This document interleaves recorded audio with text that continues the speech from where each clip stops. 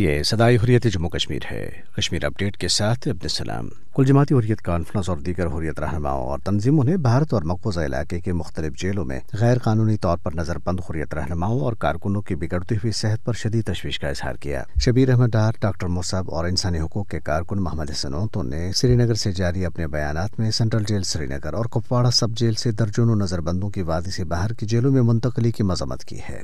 حریت رہنما خواجہ فردوس نے بھارتی فوجیوں کی طرف سے قتل و غارت کا بازار گرم رکھنے کی شدید مذمت کرتے ہوئے کہا ہے کہ قابض بھارتی فوجی نہ صرف نوجوانوں کو شہید کرتے ہیں بلکہ ان کی میتوں کی بھی بے حرمتی کرتے ہیں، جو دنیا کے کسی مہذب معاشرے میں نہیں ہوتا۔ جموں کشمیر پیپلز لیگ نے کہا ہے کہ کشمیریوں کے قتل عام میں حالیہ اضافہ اس بات کی یاد دہانی کراتا ہے کہ خطے کو تباہی سے بچانے کے لیے تنازع جموں کشمیر کا فوری حل ناگزیر ہے۔ جموں کشمیر پیر پنجال پیس فاؤنڈیشن کے چیئرمین محمد حنیف کالس نے سورن کوٹ پونچھ میں اپنی تنظیم کی طرف سے منعقدہ ایک اجلاس سے خطاب کرتے ہوئے بھارتی حکومت کی طرف سے خیمہ حریت پر پابندی لگانے کے ارادے کو عوام کی حقیقی سیاسی آواز کا گلا گھونٹنے کے مترادف قرار دیا اور کہا ہے کہ جموں کشمیر کے حریت پسند عوام اس ظالمانہ حکم نامے کو جوتے کی نوک پر رکھتے ہوئے اس کے خلاف شدید مزاحمت کریں گے۔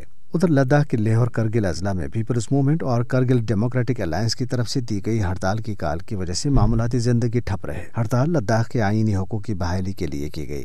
بھارت میں فسطائی مودی حکومت مسلمانوں کی شناخت، ثقافت اور ان کی تاریخی علامات کو ہر قیمت پر مٹانے پر تلی ہوئی ہے۔ کشمیر میڈیا سروس کی طرف سے جاری کردہ ایک رپورٹ میں کہا گیا ہے کہ نام تبدیل کرنے کی یہ مہم پہلے اتر پردیش سمیت بی جے پی کے زیر اقتدار ریاستوں میں چلائی جا رہی تھی اور اب دہلی میں بھی شروع کر دی گئی۔ دوسری طرف بھارتی ریاست یو پی کے شہر متھرا میں ہندو جنونیوں کی طرف سے مسلمانوں پر ہجومی تشدد کا ایک اور واقعہ پیش آیا ہے، جس میں ایک مسلمان دکاندار کو مار پیٹ کا نشانہ بنایا گیا اور اس کی دقان میں توڑ پھوڑ کی گئی۔ اپڈیٹ ختم ہوا۔ جہاں ایک جانب بھارتی ہندو انتہا پسند حکومت نے کشمیر میں اپنی غاصب فوج کے ہاتھوں ظلم و جبر، قتل و غارت گری، غیر قانونی گرفتاریاں اور عزتوں کی پامالی کا سلسلہ شروع کر رکھا ہے، وہاں انہیں بھارتی عوام کی بھی کوئی فکر لاحق نہیں۔ بھارتی حکومت کی ناقص پالیسیوں کی وجہ سے بھارت میں کورونا وبا میں آئے روز اضافہ ہوتا جا رہا ہے۔ بھارت میں کورونا وبا کے پھیلاؤ کا ایک بڑا سبب ہندوؤں کا سب سے بڑا کھمب میلہ ہے، جہاں بھارت کے طول و عرض سے آئے ہوئے لاکھوں افراد نے بغیر کسی احتیاط کے شرکت کی۔ صرف یہی نہیں بلکہ بھارتی ریاست اتراکھنڈ میں کورونا کے 1 لاکھ سے زائد جعلی ٹیسٹ کیے گئے۔ ان تمام افراد نے کھمب میلے میں شرکت کی اور بڑے پیمانے پر کورونا کے پھیلاؤ کا باعث بنے۔